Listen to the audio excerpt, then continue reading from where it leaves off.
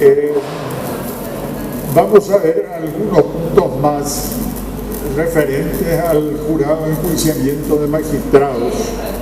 Bueno, la idea general es la de que se trata de un órgano que se encarga del enjuiciamiento no solo de magistrados judiciales, sino también de los integrantes del Ministerio Público y del Ministerio de la Defensa Pública principalmente. O sea, justicia ordinaria, justicia electoral, Ministerio Público y Ministerio de la Defensa Pública. Bueno, eso ya habíamos visto. El único artículo constitucional que se refiere al jurado de enjuiciamiento es el artículo 253. Ahí están todos los datos. A nivel constitucional está todo allí, pero existe también una ley reglamentaria. Enseguida vamos a ver algunas partes de esa ley reglamentaria. Bueno, pero de todos vamos a pasar, ya se dio la integración, 2 miembros de la Corte Suprema, 2 miembros del Consejo, 2 senadores y 2 diputados. Son 8 también. Hay 2 miembros del Consejo, es decir, 2 miembros que vienen del Consejo de la Magistratura. Se los elige entre el representante del Poder Ejecutivo, los 2 abogados y los 2 profesores universitarios. Entre esos 5 se elige a 2 que también forman parte del jurado de enjuiciamiento de magistrados. Bueno, la duración, las incompatibilidades, también la remoción de acuerdo con el cargo. Bueno, y aquí está eso que les había dicho, el cuadro de referente a las atribuciones del jurado de enjuiciamiento. ¿Quiénes pueden ser sometidos al jurado de enjuiciamiento de magistrados?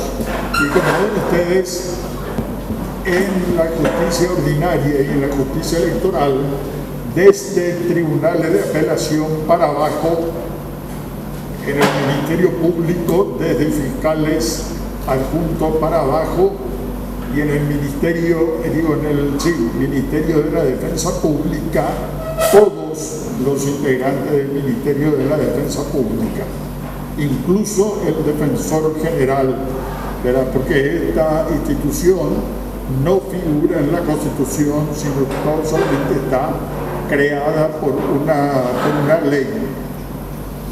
Bueno, hasta aquí habíamos llegado. Los magistrados judiciales y los agentes fiscales, etcétera, pueden ser sometidos al consejo, al jurado, por comisión de hechos punibles, por delito, como dice la Constitución, o por mal desempeño de funciones. La parte de delitos o hechos punibles, bueno, es fácil, identificar cuando se está ante un hecho punible. Tiene que ser una conducta que esté tipificada como tal en una norma jurídica.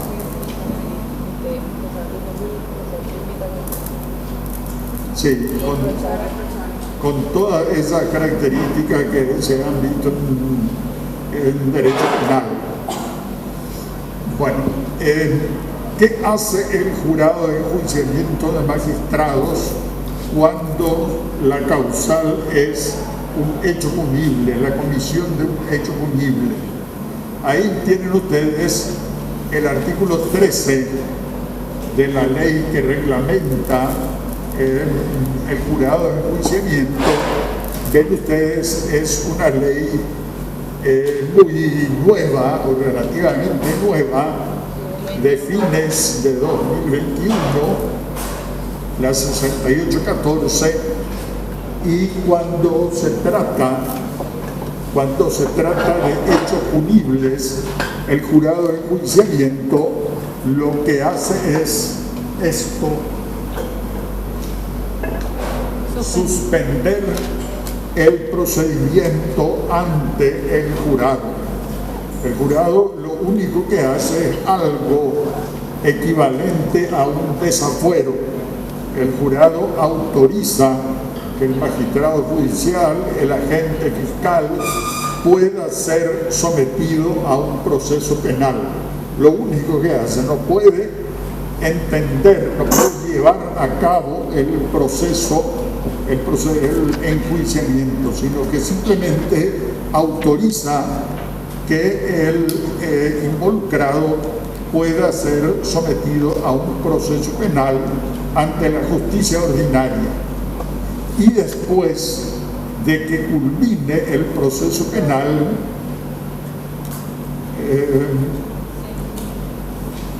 ahí ven ustedes, una vez firme y ejecutoriada, deberá ser comunicada por el órgano la sentencia, ¿verdad? Una vez que esté firme y ejecutoriada la sentencia en sede penal, en la justicia ordinaria, se tiene que comunicar al jurado y sobre esa base entonces el jurado resuelve la destitución o no del magistrado judicial o del agente fiscal. ¿Y sobre el juicio que pasa con el pueblo? Los apartados se mencionaron. ¿Y sobre el juicio qué pasa con el pueblo? Un apartado soluciona eso. No, apartado. Suspensión. Sí, funciona. En algunos casos se... Perdón, doctor, adelante. No, está bien. En algunos casos se sigan sus funciones, en otros casos se le separa de su cargo sin goce de sueldo, como por ejemplo la fiscal la otra vez de... ¿Quién decide eso? Si hay lo que dice el jurado de juzgamiento, lo que hace es permite nomás,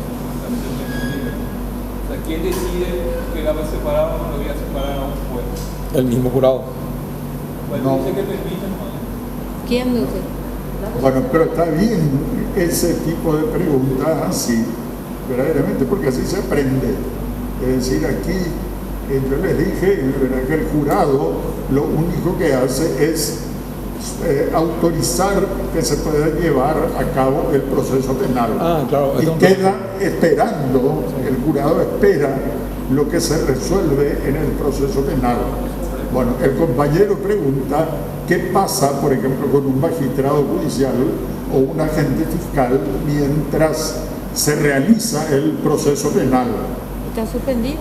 Bueno, en el artículo 259 de la Constitución, en que están las atribuciones de la Corte Suprema de Justicia, ahí hay un inciso que ha de ser el inciso 4 o 5, por ahí, estará en que está la respuesta a lo que preguntó el compañero.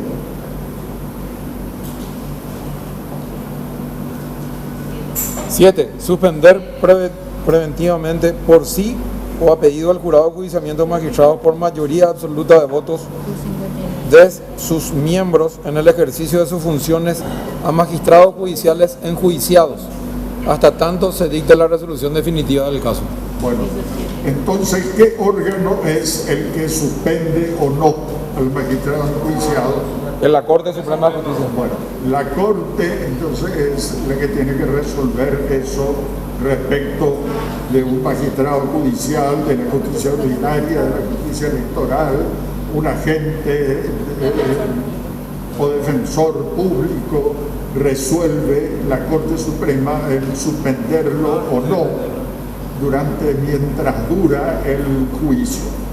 El problema realmente, que no sé cómo hoy está, se planteaba respecto de la remuneración que se hacía, si se le daba o no se le daba. Siempre fue un problema que no sé cómo hoy maneja la Corte actual, no sé cómo maneja, porque siempre fue un problema eso. Supuestamente subsiste la presunción de inocencia y suspenderle sus saberes, su sueldo, ya sería una especie de sanción anticipada de otro tipo. Bueno, y estaba siempre la discusión, en algunos casos se le mantenía, en otros se le, no sé, también en la época en que yo estaba incluso, se le disminuía al 50%, no se tenía muy claro qué se tenía que hacer respecto del sueldo. Bueno, ese sería el problema. En este punto es más que lo otro está bien claro, que la Corte es la que decide si le suspende o no. Sí, doctor. El jurado de enjuiciamiento magistrado puede no autorizar la persecución del hecho. Más fuerte habla con Teóricamente podría no autorizar, ¿verdad? Si acá dice, ¿verdad?, en este artículo 13, si se resolviese el enjuiciamiento por la causal de la comisión de hecho punible, lo cual supone que podría no autorizar, ¿verdad? Aquí se habla del caso que autoriza, y entonces lo que hace el jurado es quedar en espera de las resultas del proceso penal hasta que termine el proceso penal, y de acuerdo con eso decide si destituye o no al magistrado. Bueno, la otra causal es Claro, el de mal desempeño de funciones. ¿Qué es el mal desempeño de funciones? Que no hizo bien su trabajo, que no hace bien su trabajo. Bueno, ¿y qué significa? O sea, puede ser alguna irregularidad en la forma de ejercer sus funciones. Prevaricato. Tráfico de influencia.